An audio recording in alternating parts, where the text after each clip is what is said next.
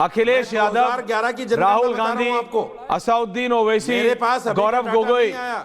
इन मैं 4 2011 नेताओं की के जनगणना पास बता रहा हूं आपको। अलग अलग जगह से रिपोर्ट आती है। पता है, अनुराग भदौरिया ऑन एयर मानेंगे कि नहीं मानेंगे मुझे नहीं पता, लेकिन एक रिपोर्ट समाजवादी पार्टी को पिछले साल मार्च या अप्रैल के आसपास जब सबमिट की गई थी, अनऑफिशियल रिपोर्ट थी, नॉन गवर्नमेंटल ऑर्गेनाइजेशन की रिपोर्ट थी, बाद में वो सेंट्रल गवर्नमेंट के पास भी पहुंची थी और वो सीसीड थी कि एसपी ऑफिस में वो सबमिट की गई है।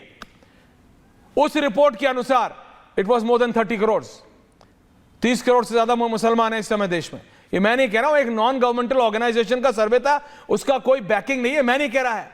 लेकिन आप कह रहे हो 14 करोड़, रिजवी जी कह रहे हैं 20 करोड़। अगर 30 करोड़ नहीं, मैं आपको बात बता रहा हूं, के पास है, आबादी बढ़ने से बोझ बढ़ता है। मैं तो ये कह रहा हूं, ये तो मानो। नौकरी कितनों के पास है? आनंद दादा विधानसभा में कितने हैं? ये कह रहे हैं मुसलमानों को नौकरी नहीं देते हो, तो मुसलमानों की आबादी से क्या दिक्कत है? आबादी आपके लिए जब तो मुसलमानों को नौकरी दोगे ही नहीं, लीजिए, तो वो बढ़े या घटे उससे तुम्हें क्या मतलब? आबादी आपकी बढ़ रही है, नौकरियां आप ले रहे हो। ओके रशीदी जी, आपका सवाल पूछ रहा हूं आनंद जी से। अनुराग भदौरिया जी आ रहा हूं उसके बाद। ओके रशीदी जी, आनंद दादा, दिक्कत मुसलमानों से है। इनको चुप कराइए भाई, ये तो मतलब अनुराग जी वाले रोल में चले गए, इसलिए इनको कृपया। नहीं, Anurag ji is very decent today. और लेकिन अनुराग भदौरिया से मुझे उम्मीद थी, आज तो बड़ा दिन है, आज तो क्रिसमस है, आज तो कुछ रेड होता, बट नो, है नहीं। एनीवे, आनंद दादा, अनुराग जी आपको निराश नहीं करेंगे, हरा उनका रंग है और हरे ही दिखेंगे वो। मैं एक बात के लिए आपकी प्रशंसा करना चाहता हूं कि आपने आज के डिबेट में धैर्य नहीं खोया। जितने तथ्यात्मक रूप से गलत बातें की जाती रही इस चैनल पर तथाकथित मुस्लिम स्कॉलर के द्वारा, और कितनी खतरनाक बात कह रहे हैं वो कि मुसलमानों को कितनी नौकरियां दे दी। अरे नौकरियां क्या हिंदू मुसलमान देख के दिया जाता है? क्या आप धार्मिक आधार पर आरक्षण की बात कर रहे हैं? धार्मिक आधार पर आरक्षण देने की बात कर रहे हैं। मौलाना रशीदी जी को ये बताना चाहिए, और बार बार इसको दोहरा रहे हैं। इसलिए मुझे लगता है कि अगर आपके उस वक्तव्य को कोट अनकोट बकवास कहा गया तो ठीक ही कहा गया। बेतुकी बात कर रहे हैं नेशनल टेलीविजन पर बैठ के कि मुसलमानों को धर्म के आधार पर आरक्षण देना चाहिए और उनकी संख्या के हिसाब से उनको नौकरी में उनकी नुमाइंदगी तय की जानी चाहिए। यही जो जहनियत है, ये जो सोच है, यही हिंदू मुसलमान के बीच में एक विभाजक रेखा पैदा करती है और ये संविधान के विरुद्ध है। इसमें कोई संविधान सम्मत अनुराग जी, नहीं रशीदी जी रुकिए। आपको कहना ये चाहिए कि मुसलमानों को शिक्षा कितनी दे दी, आपको कहना ये चाहिए कि मुसलमानों के विश्वविद्यालय आप कुछ नहीं, आपको कहना ये चाहिए कि मुसलमानों के कितने लड़के पढ़ाई करते हैं, आपको कहना चाहिए कि मुसलमानों की कितनी लड़कियों की शिक्षा में परसेंटेज क्या है, और आप भ्रामक आंकड़े दे रहे हैं कि 30 करोड़ से 96 करोड़ हो गए और 3 करोड़ से 13 करोड़ हो गए। अरे भाई साहब, अगर परसेंटेज में उसको देखिए तो मुस्लिम आबादी 25% के करीब बढ़ी है और हिंदू आबादी 4.5% घटी है। इसको देखिए, इसको सोचिए, जो कि 2011 के जनगणना के अनुसार 1951 से लेकर 2011 के बीच का अगर आप देखेंगे तो आपको यह स्पष्ट दिखाई देगा। टेलीविजन पे चल भी रहा है रिपब्लिक पर, अगर आप देखना चाहें।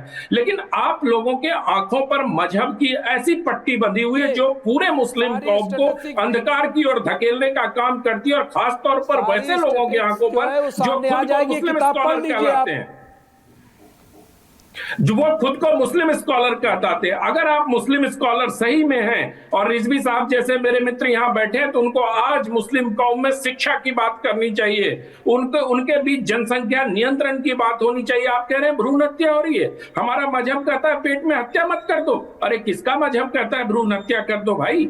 किसी का मजहब ये नहीं कहता है कि आप पेट में उसको मार दो या पैदा होने के बाद मार दो। अगर हिंदुओं में महिलाओं को, बच्चियों को मारने की कुरीति थी तो उसके खिलाफ हिंदू खड़े हुए। आज आबादी का रोना जो तुम्हें रोना पड़ रहा है, लेकिन आप लोग तो बेवजह की बेतुकी बातें करते हुए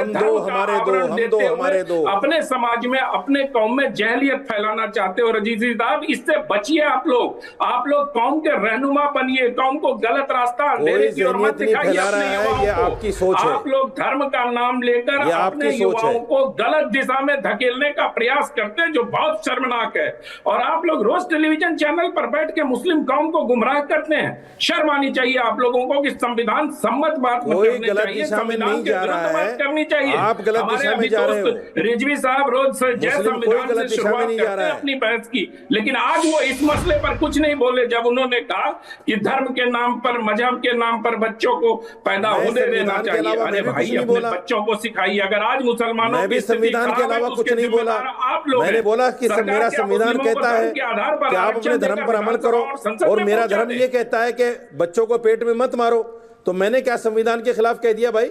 अरे बच्चों मैंने को क्या पेट बोल में दिया जाने ही संविधान मत के दो खिलाफ? भाई। मेरे बच्चों देश को का पेट में संविधान जाने कहता ही है मत मुझे दो। मजहब पर आपका अमल धर्म करो। ये भी कहता है क्या? किस अजीब नहीं, अजीब आप बात कर सकते करते हो, हो, वो मुझे काम बोलने नहीं नहीं नहीं कर ये सकते और आप ऐसी अजीब बात बात कर रहे हैं कि जैसे ये बिल्कुल अभी अभी चांद से उतरे, इन्हें कुछ पता ही नहीं। ऐसा है नहीं, जनता भी समझ रही है। अजय आलोक, अनुराग भदौरिया, रिजवी जी आ रहा हूं, please relax, please relax. Anurag Bhadauria ji, आबादी से देश पे बोझ बढ़ता है, ये आप at least a professor can not deny this. Rashidi ji can, but I presume Anurag Bhadauria will not, क्योंकि इस देश का हर व्यक्ति, चाहे वो कुमार हो या खान हो, वो ये समझता है अनुराग भदौरिया कि आबादी बढ़ती है तो देश पर बोझ आता है। एक रोटी है, उसके कितने टुकड़े करेंगे? अनुराग भदौरिया, इसको एड्रेस करना पड़ेगा। इसमें हिंदू मुसलमान होगा तो चलेगा नहीं।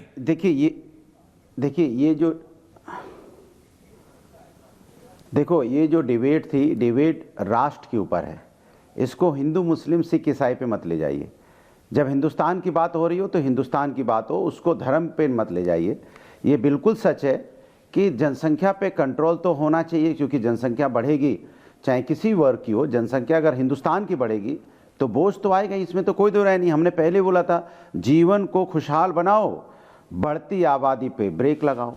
ये तो पहले ही बोला जा चुका है, और इस पे सबको अमल करना चाहिए, क्योंकि हिंदुस्तान, भाई जगह तो नहीं बढ़ेगी ना, हिंदुस्तान तो उतना ही बड़ा रहेगा। अब हिंदुस्तान में अगर जनसंख्या बढ़ेगी तो जनसंख्या पे कंट्रोल सबको करना चाहिए। ये सबकी सामूहिक जिम्मेदारी है। ये कोई हिंदू मुस्लिम सिख ईसाई का डिबेट का विषय नहीं है, ये विषय हिंदुस्तान का है। और हिंदुस्तान को आप दूसरे देशों से कंपेयर मत कीजिए। हमारे बीजेपी के साथी कंपेयर करते हैं बांग्लादेश से, इंडोनेशिया से, पाकिस्तान से। अरे हिंदुस्तान अलग है भाई। हिंदुस्तान एक आदर्श देश है।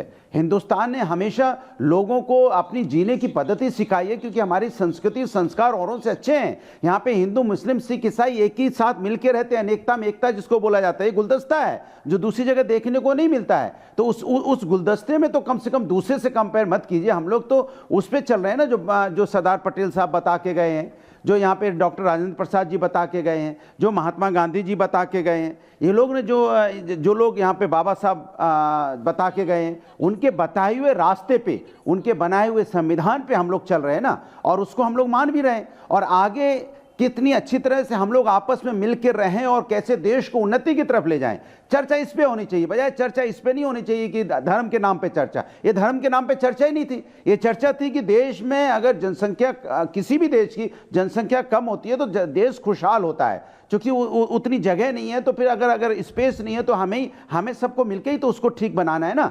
तो इसमें हिंदू मुस्लिम कहां से आ गया, मुझे समझ में नहीं आया। ये डिबेट पे लेके चले गए भारतीय जनता पार्टी वाले भी ना, हर चीज को हिंदू मुस्लिम पे ले जाते हैं। मुझे समझ नहीं आता कहां से आ गया। अजय आलोक, राष्ट्र निर्माण, ओके अनुराग दादा, फुल 3 मिनट्स की बात है। मैंने आपको पूरे 3 मिनट दिए, अब थोड़ा शांत रहिए। अब आपका काउंटर आ रहा है। अजय आलोक जी।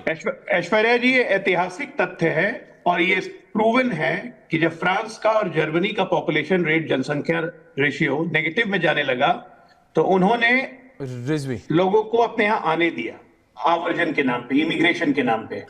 और उस इमिग्रेशन में जो लोग आए, आज ये हालत है, ब्रिटेन हो, जर्मनी हो, फ्रांस हो, हर जगह इस्लामिक राष्ट्र बनाने की मांग हो रही है। और मैं आपके दर्शकों को बहुत क्लियरली बताना चाहता हूं कि आपके दर्शक कृपया करके पढ़ें कि दारुल उल इस्लाम क्या होता है, उसका कॉन्सेप्ट क्या है, दारुल अल हर्ब क्या होता है, उसका कॉन्सेप्ट रिजवी जी वेट कीजिए, कहा जाता है इसको। अजय आलोक वर्सेस 4। जहां तुम्हारी संख्या हो गई हो वहां संख्या और बढ़ाओ, अपने आप को मजबूत करो, इस्लाम का विस्तार करो। दारुल इस्लाम वो जहां पे इस्लाम शासित हो गया, या बहुत कमजोर हो तो चुपचाप बैठे रहो।